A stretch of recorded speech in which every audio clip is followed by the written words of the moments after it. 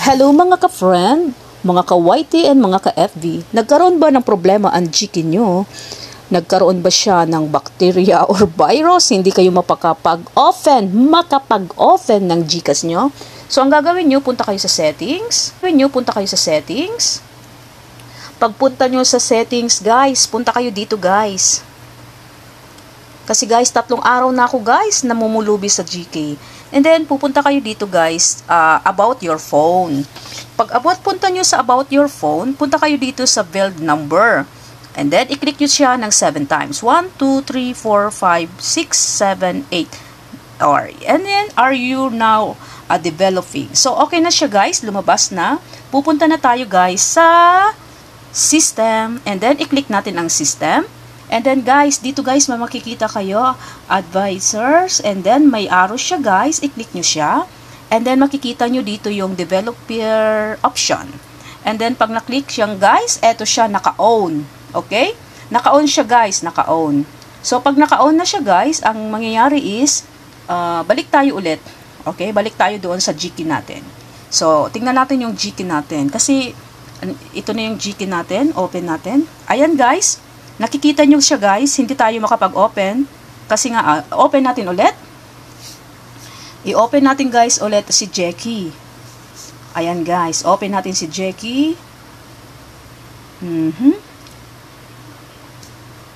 Ayaw nang lumabas ni GC, nahiya si GC.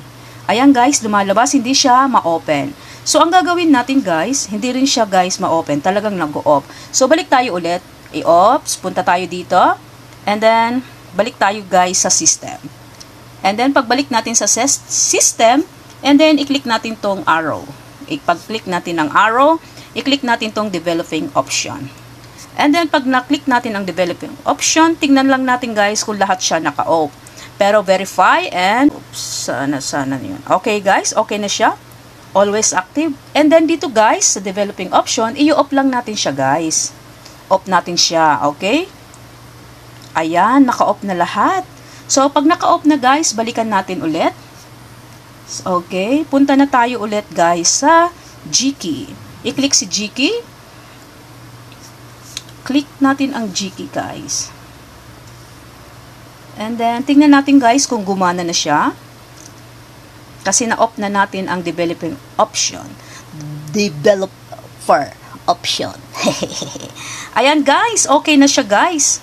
Wala na siyang sulat-sulat, eba-eba, o kameme-kameme. Okay guys, ganyan ang gagawin nyo kapag nangyari sa GC nyo na hindi nyo mabuksan. So, ilalagay nyo na lang yung telephone number nyo dyan.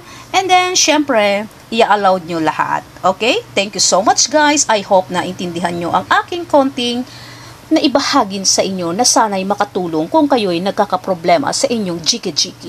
Thank you so much. Ang lahat na bagay na nangyayari sa FB or sa iyong account, lahat yan may solusyon. Konting pag-aaral lang at konting pagtsatsaga para maayos. Thank you so much and we love you all.